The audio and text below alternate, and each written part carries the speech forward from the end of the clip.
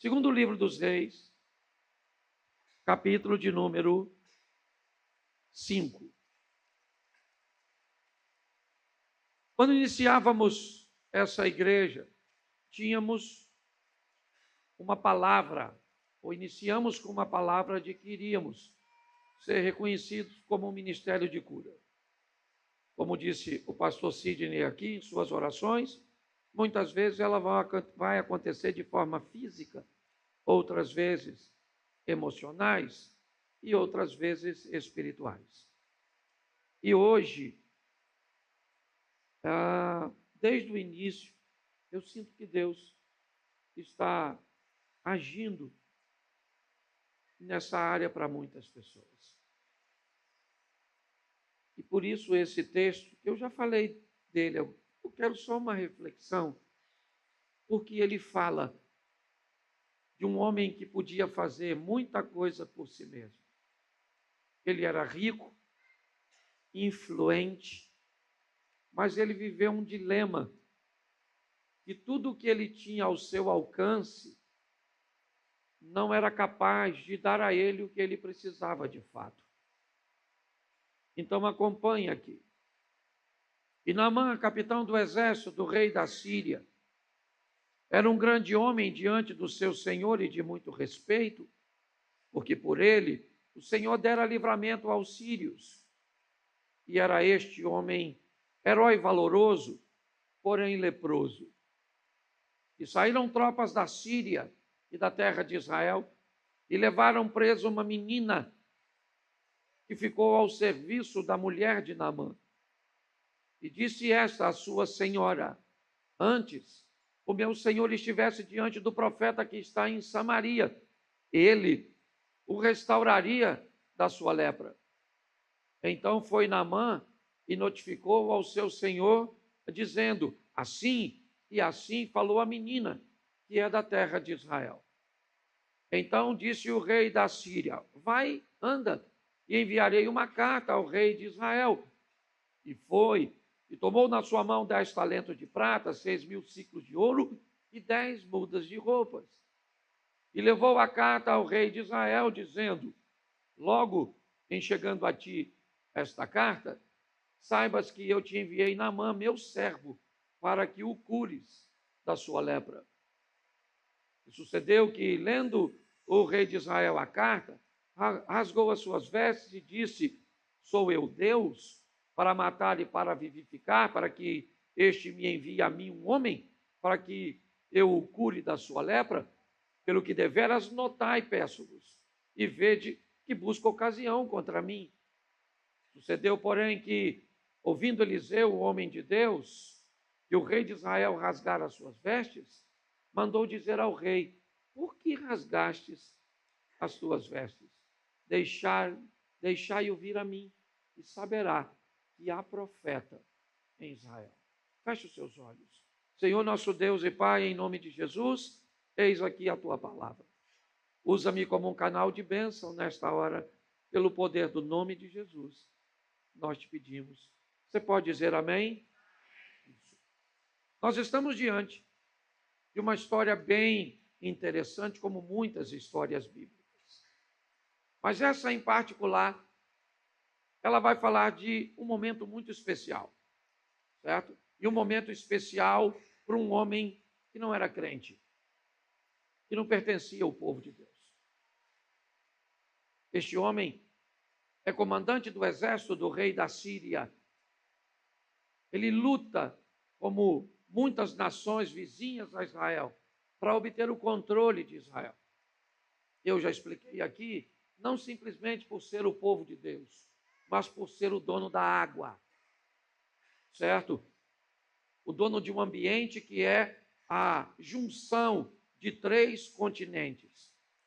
Que toda a movimentação que se fazia por comércio, certo? Era necessário, ou muito mais rápido, passar pelo território de Israel.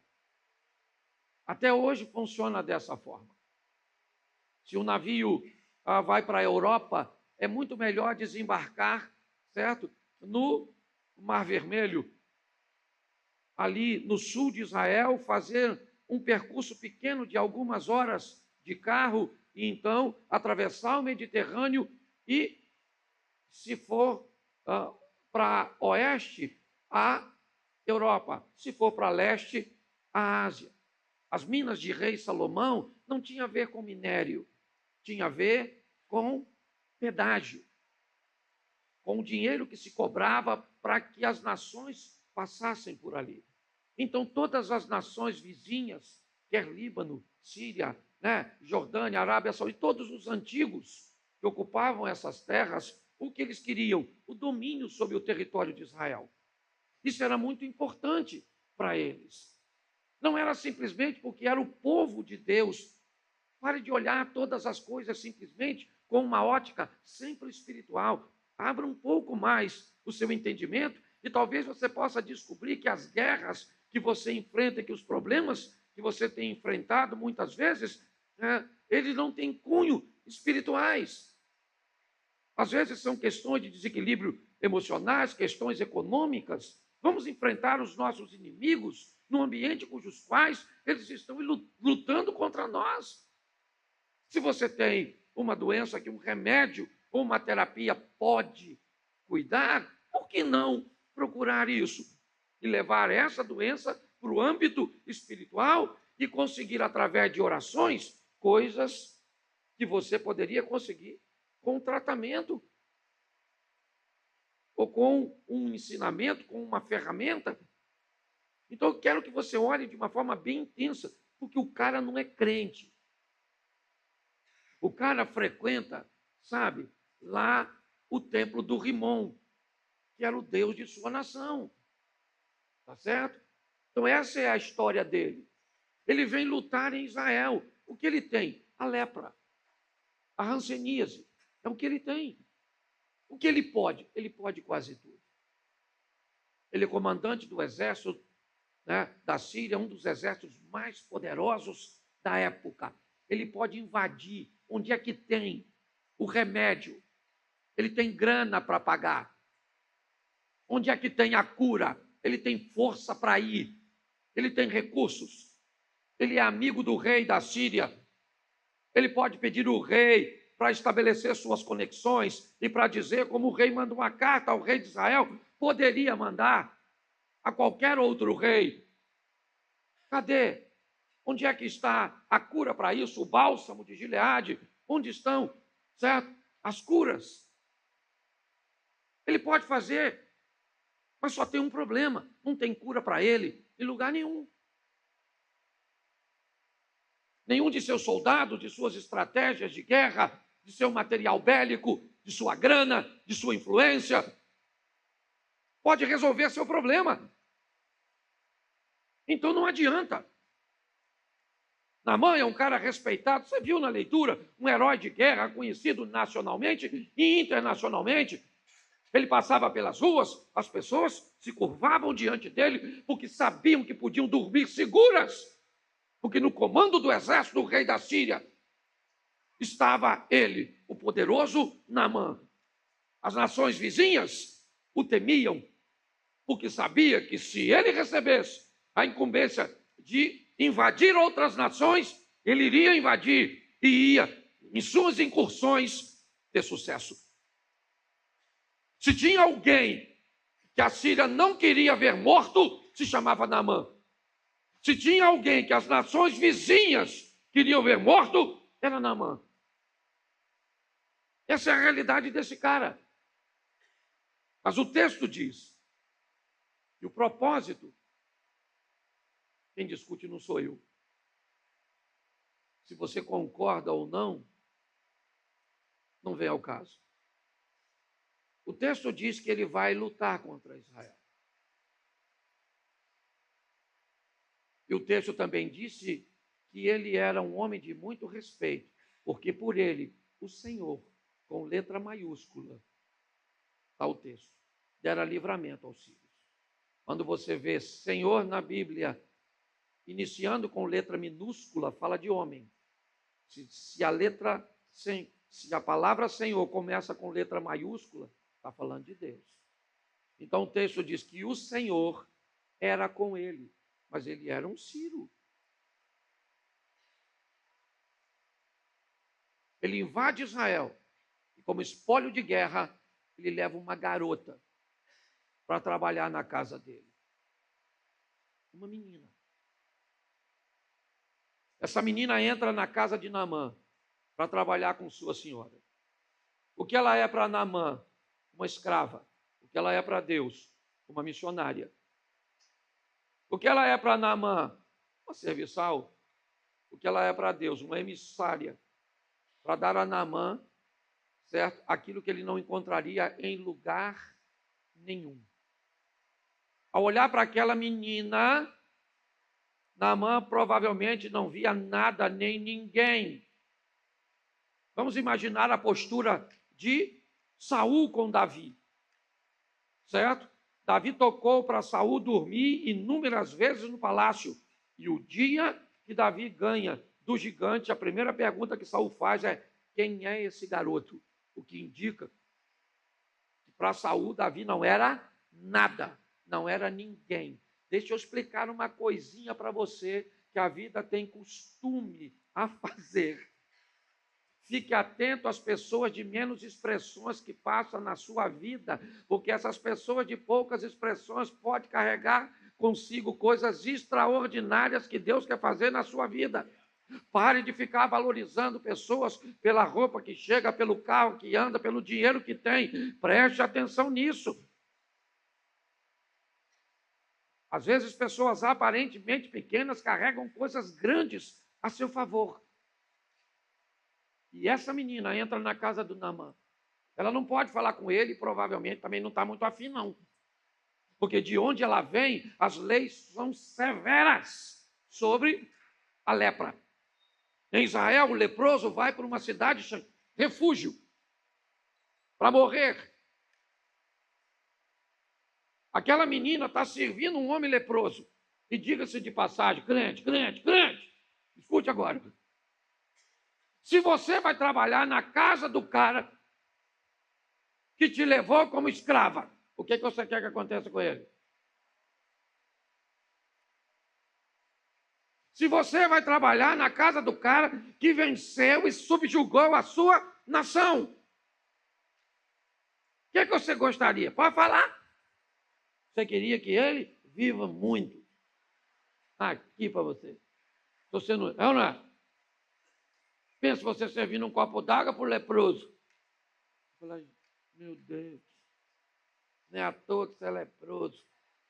Porque tem gente que serve mais para ser feiticeiro do que cristão. Esse dia uma menina estava brava aqui na igreja e falou comigo: pastor, fulano fez comigo. Mas eu tenho certeza que Deus é a minha defesa. Isso não vai ficar assim não, Senhor. Eu fiquei olhando. Falei, não vai não, filho? Vai não. Deus sabe. Tá? Diz lá na palavra que eu sou a menina dos olhos do Senhor. Eu vi que ela queria vingança. Eu nem falei nada. Porque senão eu podia entrar e fazer parte da vingança dela. Mas tem gente, você está rindo, mas é sério. A menina vai trabalhar na casa dele. Ela não tem praticamente poder nenhum. Ela só tem algo que ela trouxe de Israel. Onde? No coração. Ela conhece coisas que aquela casa não conhece. Ela sabe coisas que aquela casa não sabe. E aquela menina está interessada, eu não sei se ela está mais interessada na cura de Naamã ou de não contrair a lepra. Só indo lá para o céu e perguntar a ela, alguém quer ir? Nós ora agora. E o Senhor te leva. Eu não sei. Eu só fico imaginando aquela menina conversando com a mulher do Naamã, que ela não tinha acesso a ele, então ela conversa com ele, com ela. Olha, minha senhora, vou falar uma coisa para a senhora, de onde eu venho, tem cura para esse negócio. Porque o Deus que eu sigo pode curar tudo. Certo? O Deus que nós conhecemos pode fazer tudo aquilo que Ele quiser. Eu não sei quanto tempo durou. Eu sei que mulher, quando quer botar uma coisa na cabeça dos outros, fala quase todo dia. Olha, ó, quebrou. Ó, você não viu que quebrou? Está quebrado. Ó, quebrou. Quebrou. Você tem uma. Eu fico imaginando o que seria um homem sem mulher. Quebrado. Literalmente quebrado. Tá certo? Mas volta aqui. Eu não sei quanto tempo ela falou. Eu só sei que a Bíblia diz que a fé vem pelo e ouvir o quê? A palavra de Deus. O que Deus pode fazer, o que Ele faz. O que Naamã não sabia é que ele não levava para a casa dele uma escrava. Ele levava para a casa dele a palavra de Deus. Eu não sei o que você precisa na sua casa, mas leve a palavra de Deus para lá. Porque ela vai criar esperança, ela vai dar uma solução e vai agir no momento em que você menos espera, ou da forma que você sequer é capaz de imaginar. A menina está lá falando para a mulher do Naamã: tem cura, tem cura, tem cura, tem cura. A mulher começou a acreditar, Cláudio. Aí quem é que chega para dormir? Naamã. Imagina Naamã deitando. Certo? Deixa eu dar uma dica a você, mulher, sobre a hora de dormir. Tá certo? Quando você fala demais, que seu marido não quer falar com você. É só você olhar quando você for deitar a posição que ele está.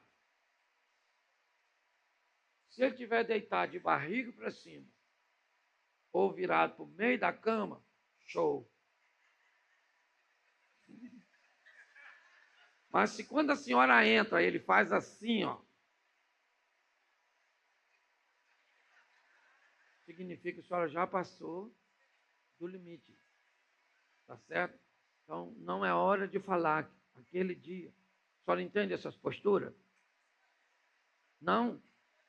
Porque eu brinco com isso explicando, porque às vezes as pessoas não sabem nem fazer a leitura. Eu tenho explicado.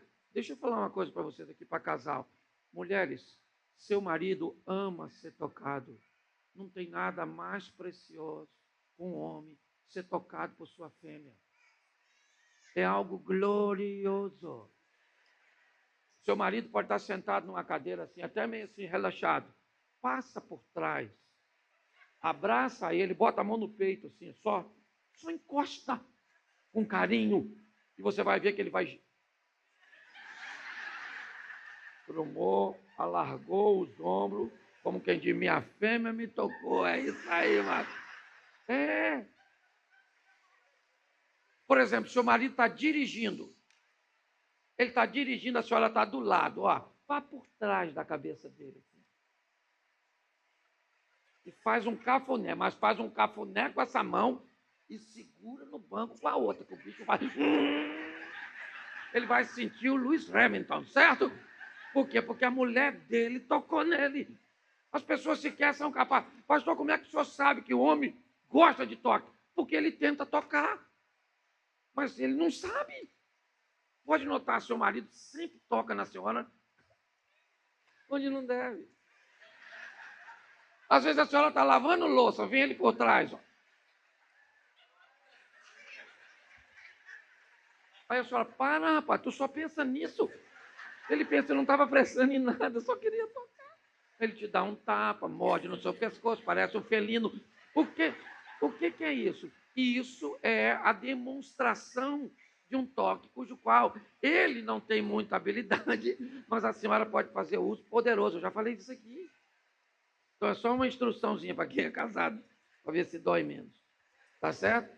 Mas volta para o texto aqui. Então a mulher do Naamã vai falar com o Naamã. Sim ou não? Sim ou não? Quanto valia a palavra de uma mulher naquela época? Se ela fosse nova, se fosse estrangeira, por que a palavra dessa menina tem peso? Primeiro, porque Deus é com ela. E segundo, porque ela é com Deus. Não é só Deus que é com ela. Ela é com Deus. Sua postura, sua maneira de agir. Pode ter certeza que essa menina está sendo observada para ver se o que ela diz tem conexão com o que ela faz, com o que ela vive. E aquela menina começa a falar algo absurdo, algo que não pode ser investigado. Não dá para pegar um telefone e ligar. Não dá. Não dá para ter uma informação se o que ela fala é verdade. De Damasco a Samaria, querido, é bem longe.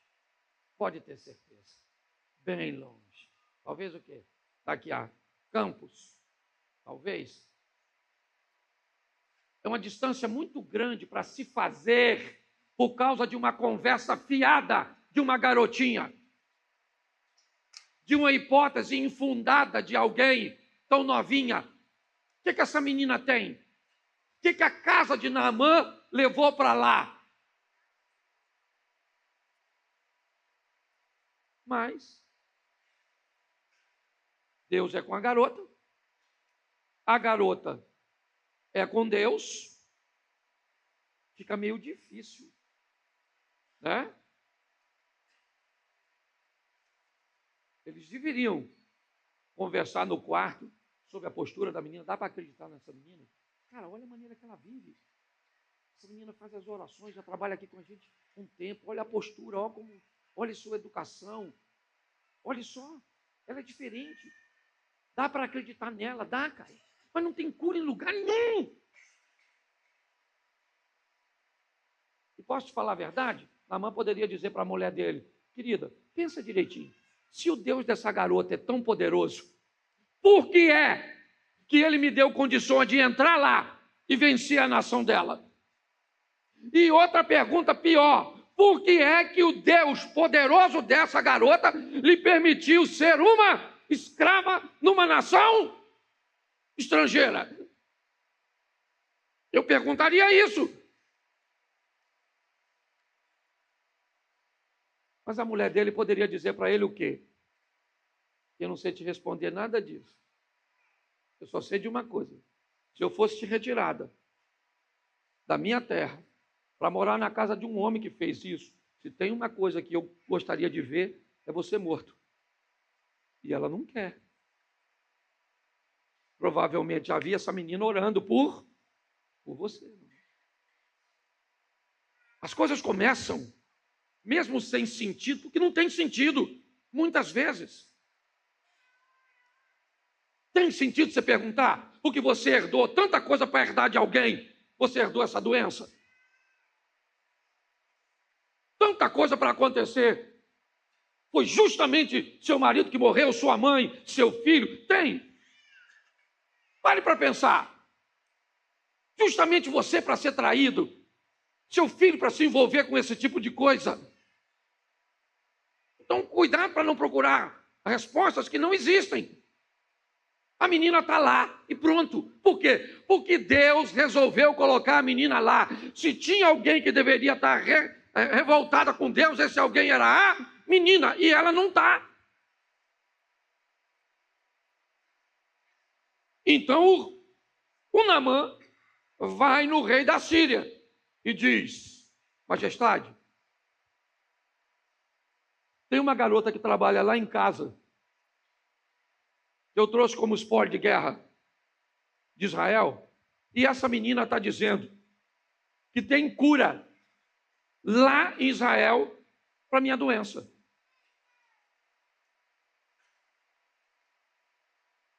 Então tá bom. Vamos imaginar? Um camelo, um jumento, não sei no que eles viajaram, a pé. Quantos dias? Quanto ia custar essa viagem? Não era algo simples. Quanto tempo Naamã ia ficar fora? E outra coisa, quem ele vai levar com ele? Porque se as nações vizinhas descobrem que Naamã está viajando com um grupo pequeno, e não com seu exército, né, a probabilidade de matar esse cara é grande. Ele ainda não pode viajar com qualquer um, gente. Ele tem que fazer a viagem com gente que tem compromisso com ele, com gente valente, que leva no coração o mesmo desejo que ele leva, o desejo de ficar curado. Esses homens vão fazer diferença na frente dele ou na vida dele, lá na frente. Porque às vezes, quando você está numa situação difícil e ainda está andando com gente errada, a probabilidade de você ter êxito é praticamente zero. Então ele tem que selecionar o grupo que ele vai levar com ele, certo? E o rei autorizou. Note, a palavra de uma menina pegou a mulher do Naamã, pegou o Naamã, chegou no rei. Note, a lepra do Naamã não pegou na garotinha, mas a fé da garotinha pegou no Naamã. Ele agora vai fazer a viagem até Damasco, ou até Samaria, perdão. Certo? E ele vai, levando consigo presentes, seus homens.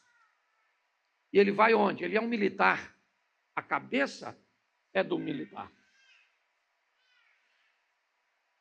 O relacionamento que você tem a ver com Deus tem muito a ver com a sua cultura e com o seu modelo mental. Vamos lá? Religioso Jairo. Senhor, vá até a minha casa e cure a minha garotinha. O militar centurião. Senhor, não precisa ir na minha casa. Sou um homem de autoridade. Dei apenas uma ordem a um de seus anjos, porque quando eu quero algo, é isso que eu faço com meus subordinados. Note, o modelo do centurião é diferente do modelo do Jairo. Para Jairo tem que ir na minha casa, botar a mão na minha garota. O centurião não precisa ir na minha casa, é só dar uma ordem e está feito. Então ele vai onde? Ele vai no rei, entrega a carta como você leu comigo. Quando o rei leu a carta, o rei rasgou as suas vestes e disse, olha, eu imagino a cara do Naamã, vendo o rei rasgando as vestes, e diz, cara, quem sou eu? Eu não sou Deus para curar você da sua lepra? E o rei deve estar pensando, e mesmo se eu pudesse, eu não faria, porque nem todo crente é igual, ou nem todo mundo está ao mesmo tempo no mesmo ambiente de comunhão. Naamã é o cara que venceu o rei.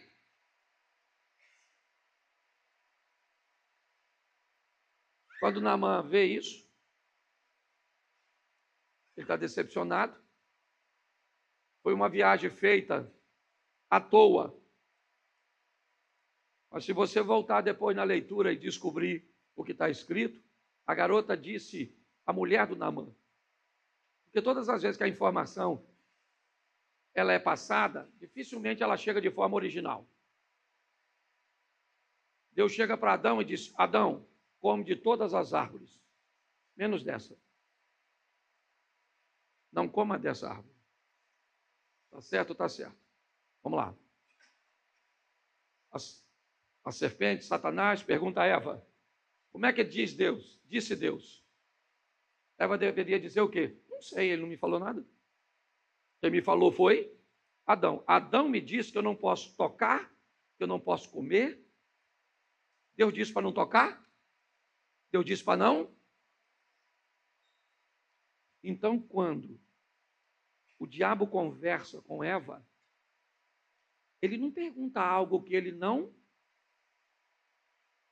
já saiba a resposta.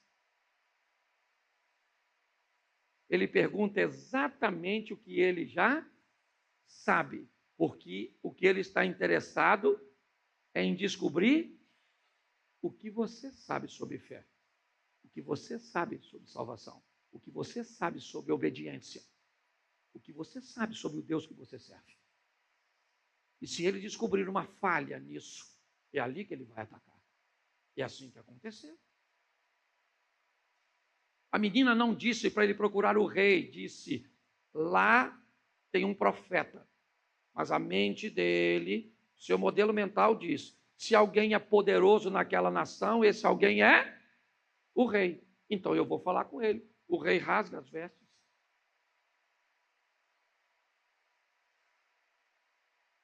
Aquilo provavelmente vai gerar uma guerra. Esse negócio não vai ficar assim. E aí então a notícia vem lá de Dotã, onde mora o profeta Eliseu. Eliseu está no início de sua caminhada, já está sendo reconhecido por alguns feitos.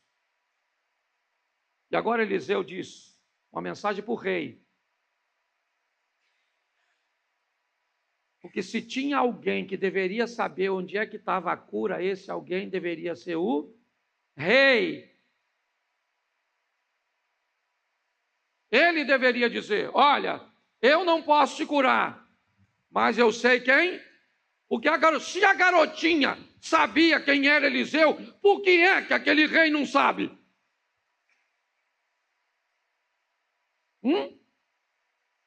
Porque todas as vezes que o profeta entrava na cidade, todo mundo tinha medo.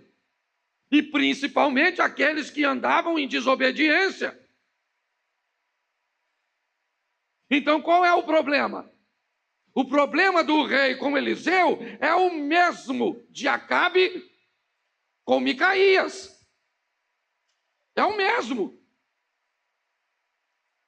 Então, Eliseu manda dizer para o rei: por que você rasgou suas vestes? Manda vir a mim o leproso, e todo Israel saberá que aqui ainda tem Deus. Pastor, o que você quer dizer com isso? Eu quero dizer, cuidado para não vir para a igreja para procurar quem a Bíblia nunca mandou que você procurasse, para acreditar em pessoas que você não deveria acreditar, para depositar sua confiança e entregar seu coração a pessoas que a Bíblia nunca mandou você entregar. Se você caminha conosco aqui, se você caminha em qualquer outro lugar, aprenda uma lição. Não coloque seu coração na mão de homem nenhum. Seu coração tem que estar na mão do Senhor, porque Ele é o teu refúgio, a tua fortaleza, o teu socorro. Então, qualquer pessoa mal intencionada que observe uma entrega desse tamanho, estabelece um ambiente abusivo extraordinário. Entendeu? Por isso que está assim de pastor abusador. Eu não estou falando de abuso sexual, não. Abuso de poder. Tentando mandar as pessoas, inibindo as pessoas de estabelecer seus raciocínios, questionamentos. Cuidado com isso. Lugares errados podem trazer problemas seríssimos.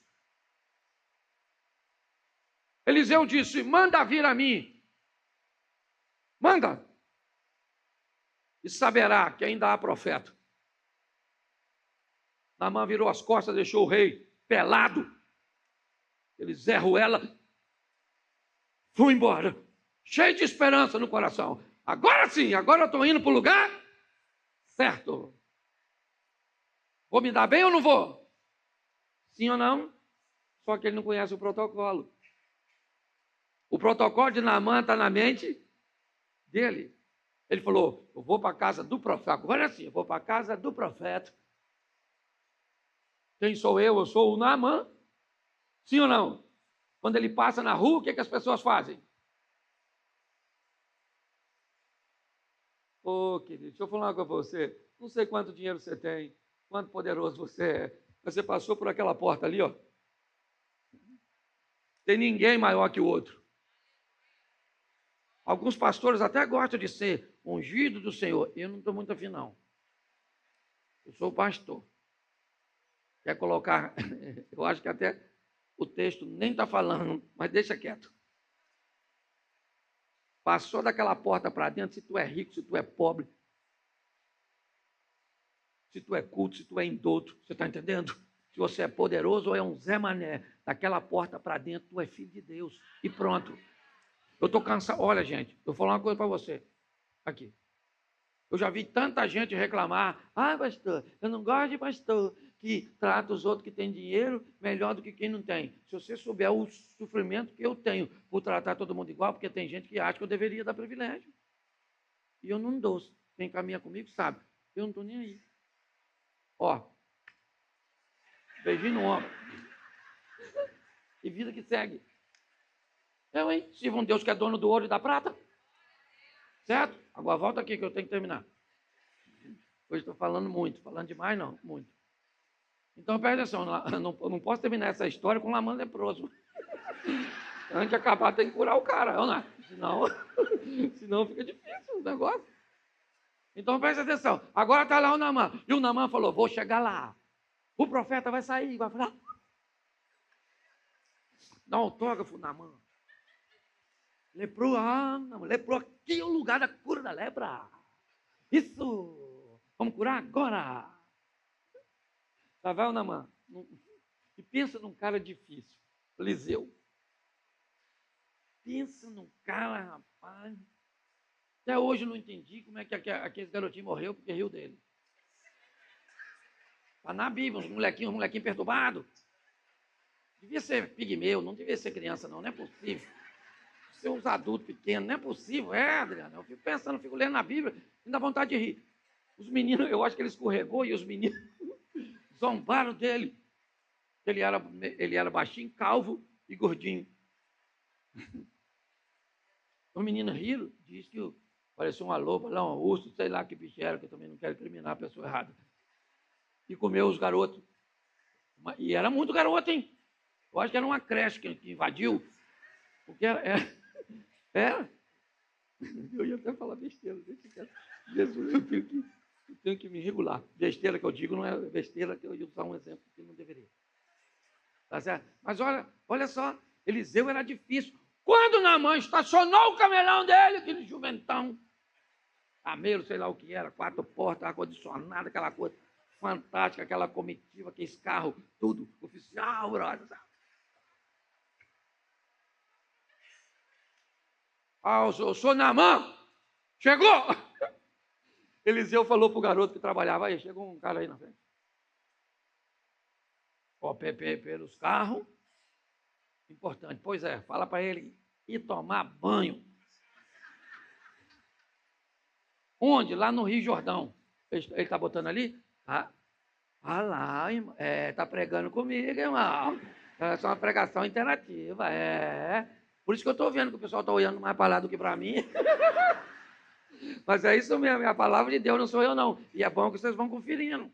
É que eu tenho uma tradução diferente. Certo? Aquela ali é Almeida corrigida, a minha Cláudio atrapalhada. Não é verdade? É isso.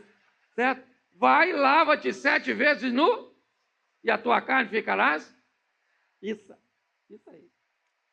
O Rio Jordão, gente, em relação aos rios de Damasco, era o Tietê. O Naamã ficou. Então, olha só o que o Naamã. Vou chegar lá, o profeta vai sair, falar comigo, orar a Deus, botar a mão, a lepra vai embora. Não aconteceu nada disso. Quando ele chegou lá, o cara não foi receber ele, mandou o secretário. E falou, vai. O chefe não falou que não vem receber o senhor, não. E falou para o senhor dar 7 mergulhaços no Jordão.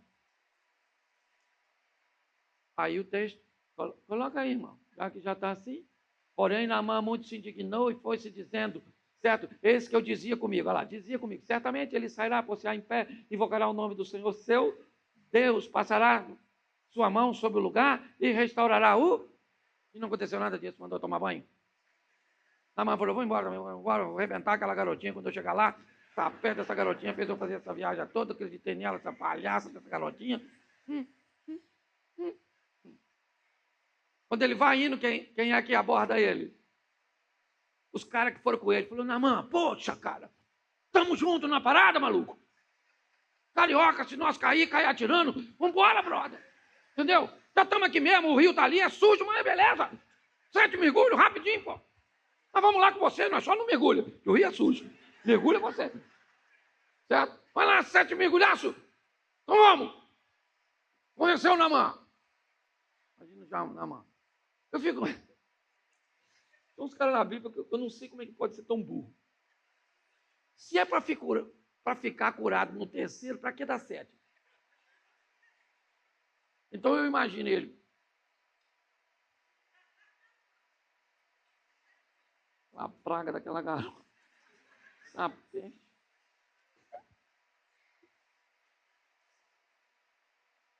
Melhorou um pouquinho. Vê aí se melhorou. Melhorou não, né? Peixe dessa garota, pelado. Nossa, longe pra caramba.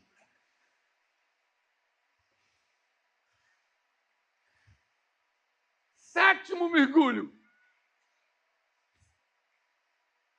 E, cara? E aí? Não tem mais, não? Estou botando no braço, mas não sei não, tá bom? Tem uns teólogos que já estão de plantão. A Bíblia não diz onde era. Ah, vá pro inferno, se você quer. Eu sei lá onde era tudo. Ah, perturbar outro, estou fazendo uma aplicação. Certo? Agora, pensa na mão agora, ó. Pô, maluco, falar a verdade. Sempre acreditei naquela garotinha, mano. Porque pode notar se não é assim. As pessoas que dizem que não ia dar certo, que as coisas não iam acontecer, quando acontece, eu sabia, tá? Que Deus era comigo. Então, né? O Naamã ficou doidinho. Voltou para casa do Eliseu correndo, cheio de presente, cheio de tudo. Agora Eliseu vai lá. Pois não? Aí, ó. Sumiu. Você não quer presente? Ele falou, não estou afim, não. Eu trouxe isso para o senhor. Ele falou, mas não fui eu que te curei. O que Deus faz não está à venda. Até porque ele não faz para qualquer um. Se ele fizesse por dinheiro, teria que fazer para todo mundo. Era só estabelecer um preço. Deixa eu te falar uma coisa. Quem trabalha para Deus por dinheiro, trabalha para Satanás por um salário maior. Entendeu? Naamã falou, vou falar uma coisa para o senhor. Deixa eu levar uma carga de terra aí. Olha como é que a mente do cara é tão... Eu queria levar uma carga de terra daqui de Israel. Porque eu vou lá para Damasco. E eu vou fazer um altar. Eu não vim aqui só para ficar curado da minha lepra, não. Eu vim aqui para conhecer um Deus que pode fazer o que minhas armas, meus homens, meu dinheiro, meu poder, minha conexão não pode. Vou falar uma coisa para você, eu não sei o que você precisa. Eu só sei de uma coisa, o Deus que está presente aqui pode fazer por você o que ninguém pode fazer. Isso não tem a ver com o dinheiro que você botou no altar. Não. Isso tem a ver com o seu coração, com o propósito que Deus tem para a sua vida. Eu não sei se ele faria isso na vida de alguém que não tem propósito nenhum. E tanto faz morrer ou não. Mas eu gosto do Naamã. Ele é um homem sério. E preste atenção no que esse cara fala antes de ir embora. Eliseu, eu tenho um problema. Eu sou segurança particular do meu rei. E aí, quando eu estou com ele, ele tem o dia da adoração ao Deus Rimon, que é o Deus da Síria. E ele, ao entrar no santuário, eu tenho que entrar com ele. E quando ele se curva, eu vou ter que me curvar com ele. Ele é o rei, eu sou um funcionário dele. Pô, para que esse cara está explicando isso? Eliseu vai ver isso? Se ele fica de joelho ou não, se ele entra ou não, Eliseu vai saber disso? Mas tem alguém que vai saber que ele entra e ajoelha. Quem é? E quem curou ele foi quem? E se ele deixa o dinheiro, estava pago, sim ou não? Mas ele não deixou. Então, ele explica a Eliseu o que vai acontecer. E ele diz: mas quando isso acontecer, e o meu joelho tiver dobrado diante daquela estátua que o meu Senhor vai estar adorando, eu não vou estar. Quer comparar esse texto com Daniel? Fique à vontade. O joelho é o mesmo.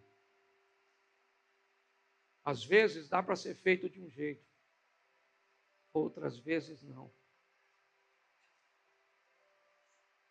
Mas é importante nós entendermos quem é o Deus que nós servimos.